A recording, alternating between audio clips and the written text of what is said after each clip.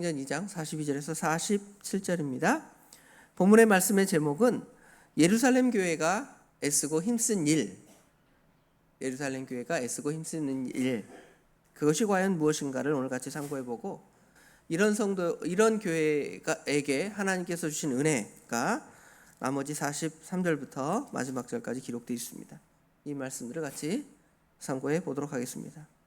오늘 42절부터 47절에는 예루살렘 교회의 멋진 모습이 이렇게 등장을 합니다. 잘 보여주는 것이죠.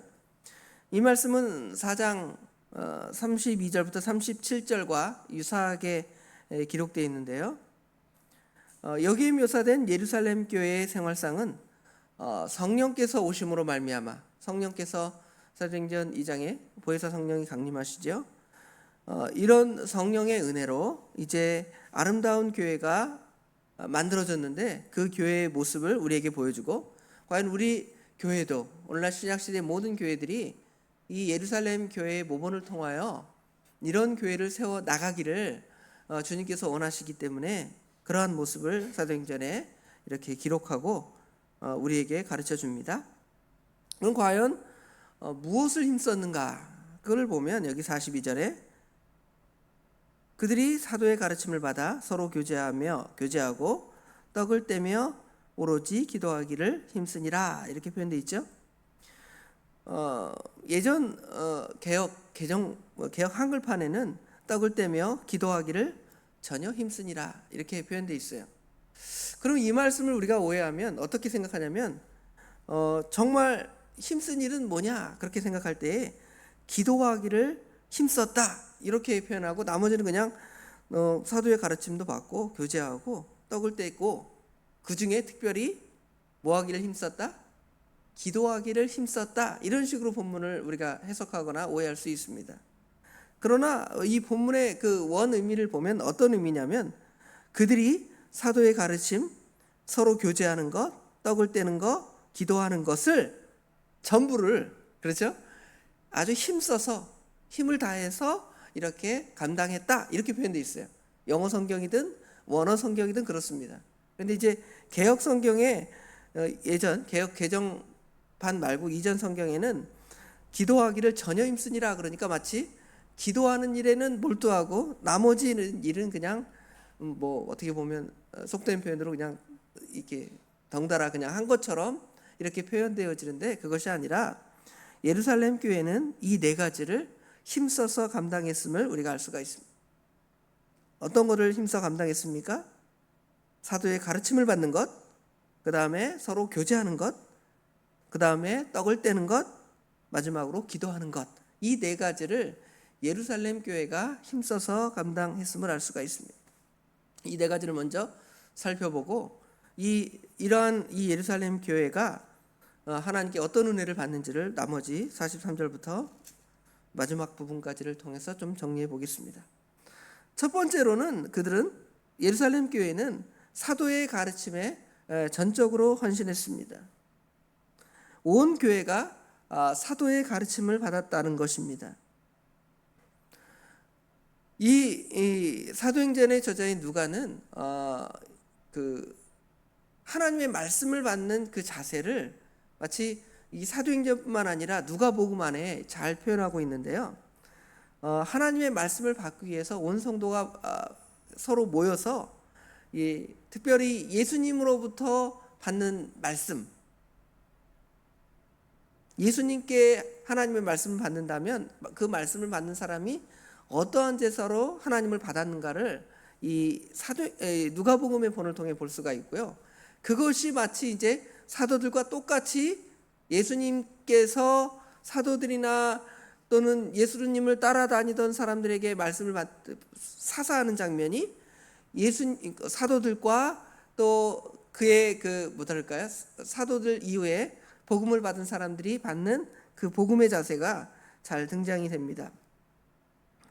누가복음 2장 46절에 보면 예수님께서 성전에 올라가시죠. 예수님의 어머니 아버지가 예수님 성전에 갔다가 예수님을 잃어버리는 그런 장면을 우리가 말씀을 통해 배웁니다.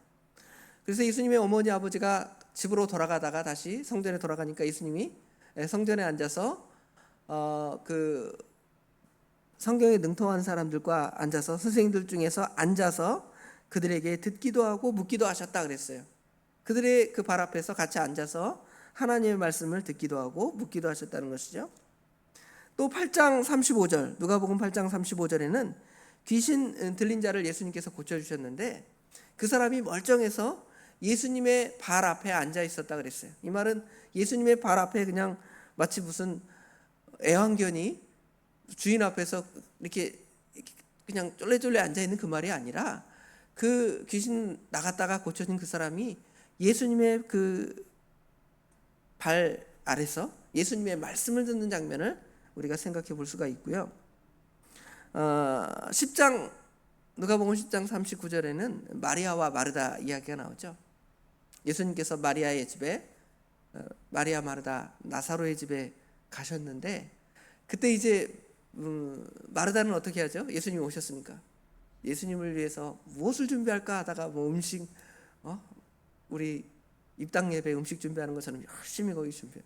그렇죠? 그런데 마리아는 어떻게 하냐면 예수님의 발 아래서 예수님의 말씀만 듣고 있는 거예요. 그러니까 마르다가 속상해서 예수님 저 마리아를 시켜서 내가 예수님 대접하기 위해서 힘쓰는데 이 일에 힘쓰도록 해달라고 예수님께 말하니까 예수님께서 마리아는 어떤 편을 택했다 그랬어요? 좋은 편, 말씀을 듣는 좋은 편을 택했다. 예수님의 그 발 아래서 예수님의 말씀을 듣는 장면을 생각해 봅시다. 이런 장면이 지금 똑같이 예수님의 제자들과 여기 3,000명의 무리들 아니면 120문도가 사도 베드로의 그 말씀을 듣는 장면이 똑같이 이게 묘사가 되는 거예요. 사도들의 말씀을 듣는 그 일에 이 시간에도 이 새벽 시간에도 우리 도봉교회 성도들이 부족하지만 저를 통하여 아니면 우리 담임 목사님이나 우리 전사님을 통하여 하나님 말씀 전할 때 여러분 그 발 아래에서 하나님 말씀 듣잖아요. 그게 바로 사도의 그 가르침 그것에 이제 전심하는 그런 장면을 우리가 생각해 볼 수가 있습니다. 아마 이런 모습은 사도행전의 교회뿐만 아니라 신약 시대의 모든 교회들, 부흥하는 교회들, 성장하는 교회들의 공통점, 하나님의 말씀을 온전하게 듣고 그 말씀을 따라가는 하나님의 말씀을 가르치고 듣는 그러한 장면들을 이 예루살렘 교회의 모습을 통해 볼 수가 있고 오늘날 신약 시대의 모든 교회들 바른 진리에 선 교회들이 그러한 형태의 모습으로 나타남을 보여주는 것이죠. 두 번째로는 예루살렘 교회는 교제하기를 힘썼다 그랬습니다. 교제하는 것은 성도가 서로 교통하는 것과 우리가 사도신경 신앙 고백에서 고백했던 것처럼 서로 주님께서 명하신 대로 서로 교통하고 교제하고 사랑하는 것입니다. 서로 무난하고 서로 돌보는 것이죠. 오늘날 그 많은 사람들이 이렇게 서로 모여서 치이는 걸 싫어해요. 나 혼자 있기를 원합니다. 교회 가면 아무개한테 치이고 누구한테 치이고 그렇죠? 이 얘기 듣고 저 얘기 듣기 그거 싫어요. 그러니까 나는 요새 온라인으로 예배 드릴 수 있으니까 온라인으로 드리겠습니다. 우리가 지난번에 저쪽 그 작은 예배당에서 예배 드릴 때 거기는 이렇게 더 옹기종기 모여서 예배 드리잖아요. 그럼 옆에 살 때 부득이고 그거 싫어하는 사람들 있잖아요. 성향상 싫어하는 거예요. 그러면 그것들이 이제 마음으로 나타나서 누가 내 일에 참견한다. 우리 집 남편 이야기, 우리 집 애들 얘기 그거 별로 안 하고 싶은데 오면 아무개 권사님이 물어보는 거예요. 딸은 어떻게 됐어요? 아들은 어떻게 됐어요? 남편은 어떻습니까? 이렇게 물어보면 그게 어때요? 별로 안 좋은 거예요. 교제하기 싫은 거예요. 내가 내 사생활 털어놓기도 싫고 또 상대방 얘기도 들어주기도 싫고 자기만을 위해서 그냥 말씀만 들으면 되지. 요새 TV 틀어놓으면 우리나라의 그 유명한 목사님들이 설교를 쫙 하시는데 말씀 너무 은혜됩니다. 근데 그게 신앙생활이 다가 아니에요. 말씀을 듣는 게 신앙생활이 다가 아니라 성도들의 교제 안에서 부대끼더라도 서로 말하고 교통하고 오해하면 풀고 또 서로의 문제를 기도해주고 사랑해주고 하는 것이 교회고 그것을 힘써야 되는 거예요. 그거 하라고 하나님께서 교회를 세우신 거예요.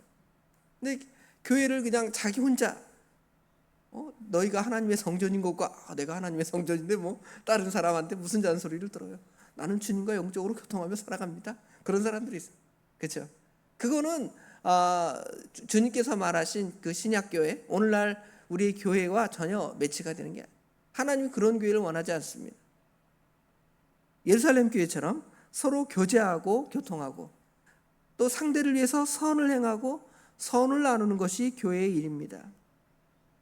그래서 그런 교회들은 여기 보니까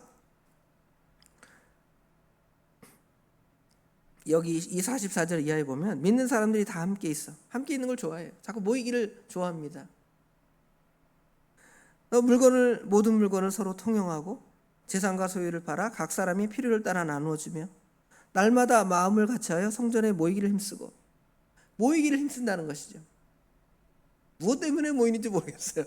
뭐 같이 뭐 특별한 그 예배 그런 형식이 아니더라도 그냥 교회 와서 모여가지고 그냥 뭐 맛있는 것도 해 먹기도 하고, 이 얘기 저 얘기 하기도 하고, 기도도 하고, 뭐 얼마나 전도도 하기도 하고, 그런 것들을 좋아하는 그것이 바로 예루살렘 교회입니다.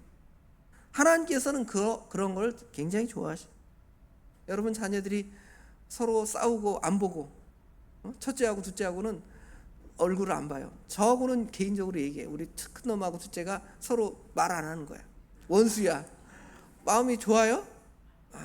우리 하나님께서는 이렇게 성도가 서로 사랑하고 교통하고 교제하는 것을 원하십니다. 세 번째로 예루살렘 교회는 떡을 떼는 일에 전적으로 헌신했습니다. 떡을 떼는 일을 이렇게 두 종류로 설명을 하는데요. 여기서 언급되는 것은 그냥 떡을 뗀다 할 때 이거는 성찬의 개념, 포도주와 떡을 떼는 개념들로 말하지만, 또는 이제 같이 음식을 먹고 나누는 애찬, 성찬과 애찬이죠. 이 두 가지 일이 이제 예루살렘 교회에서 이제 행해집니다. 그런데 여기 보면 여기 46절 중반에 보면 날마다 마음을 같이하여 성전에 모이기를 힘쓰고 집에서 떡을 떼며 그랬죠. 집에서 떡을 뗀다, 이 개념이 뭘까를 생각을 해보니까 예전에는 이제 초대교회는 오늘날처럼 교회가 건물 교회, 우리 교회를 이렇게 수리해서 아름답게 예배당을 만들었는데, 여기서 모여서 떡을 뗀다 그러면 이제 우리는 성찬의 개념으로만 한정할 수가 있는데, 그것이 아니라 가정교회 형태에서도 분명히 거기서 떡을 떼고 성찬과 애찬을 행했단 말이에요. 그럼 이 두 가지 의미가 다 복합되어 있습니다. 물론 후대에 이제 애찬은 우리가 교회사를 배우는데 보면 이 애찬 문제 때문에 고린도 교회 성도들에게 문제가 생겼잖아요. 어떤 사람들은 좋은 음식 싸서 자기들끼리 좋은 음식을 먹고, 어떤 사람들은 음식 안 싸와서 못 먹을 수도 있습니다. 이런 문제가 발생하니까 후대의 교회 법을 따라서 이제 애찬을 폐지하는 그런 일이 발생했는데, 초대교회는 이런 교회, 가정교회 형태에서 모여서 뭐 가정교회에서 성찬을 행하기도 하지만, 여러분 집에 가서 손님 오시면 음료수 한 잔 대접하기도 하고, 뭐 저기 친세기 떡밥 가서 떡 하나 이렇게 사다가 내가 음식 준비 못하더라도 이 떡이나 하나 나눠 먹읍시다, 뭐 이럴 수 있잖아요. 이게 바로 성도가 서로 교제하는 일, 그 다음에 떡을 떼는 일, 그렇죠? 이 안이 다 이 복합적인 개념으로 그 안에 포함되어 있음을 알 수가 있습니다.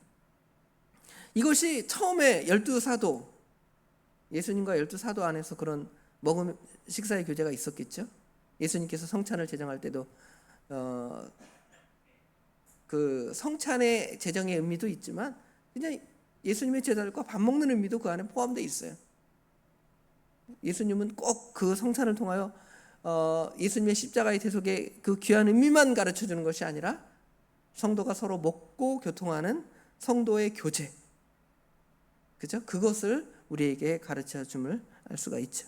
그것이 12명의 제자들, 또 120문도가 있을 때, 또는 여기 지금 교회 수가 3,000이나 되었다고 그랬는데 3,000명의 숫자가 보여도 서로 가정에서 성찬과, 그죠? 애찬, 이런 것들을 이제 행해졌음을 우리가 볼 수가 있겠습니다. 그 다음에 이제 네 번째로는 기도하는 일에 전혀 힘썼다. 기도하는 일에 전혀 힘쓴 것은 우리가 사도행전 1장부터 보면 성령을 기다리면서 또 120문도가 힘써서 같이 기도하는 장면들, 계속 이 초대교회는 사도행전 전체 내용을 보면 교회의 문제가 있을 때 하나님의 은혜를 구하고 하나님께서 선하신 역사를 우리에게 행해 주실 것을 믿으면서 같이 뭘 했습니까? 합심기도, 그렇죠? 온 성도가 모여서 기도한 것처럼 이러한 모습들이 이제 예루살렘 교회가 힘쓰고 애써서 감당했던 일을 알 수가 있습니다. 이런 일을 이제 이런 교회가 행하니까 하나님께서 하나님의 교회에 주신 은혜가 있습니다. 하나님의 교회에 주신 은혜 첫 번째로 보면 어떤 은혜를 하나님께서 이 예루살렘 교회, 초대교회에게 주셨냐면 43절에 보니까 사람마다 두려워하는데 그랬죠.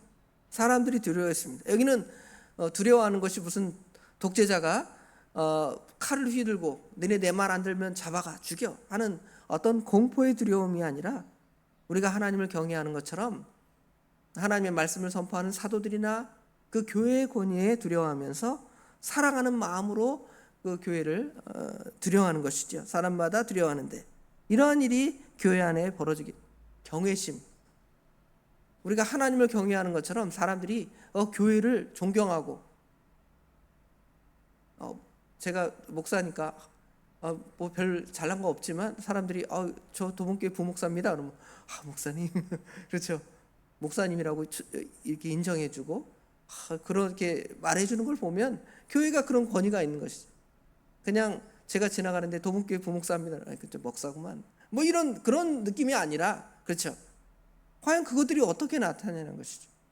하나님 말씀을 순종하여 나아갈 때에 아까 말한 여기 교회가 힘써 하는 일을 감당할 때에 사람들이 교회를 우러러보고 사람을 무서워하고 두려워하라 그것이 아니라 교회를 두려워하는 것은 하나님을 두려워하는 거잖아요. 그렇죠? 이런 모습들이 어떻게 나타나냐면 우리의 그 선한 행위, 그렇죠? 아니면 우리 하나님의 뜻대로 모든 일을 해 나갈 때에 많은 사람들이 교회를 존경하는 것처럼 그런 일이 일어나게 되는 것이죠.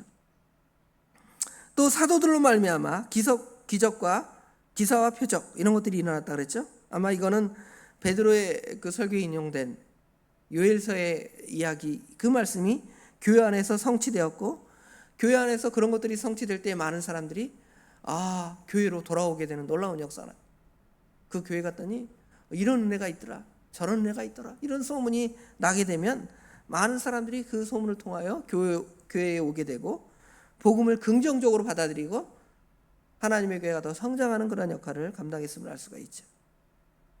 교회는 세 번째로 교회는 하나님을 찬양했습니다. 그리고 온 백성의 칭송을 받게 됐습니다. 교회가 하나님을 찬양할 때 그 찬양의 모습을 보고 저들이 하나님을 찬양하는 걸 보니까 우리도 하나님을 찬양해야 되겠구나. 하나님을 경외해야 되겠구나.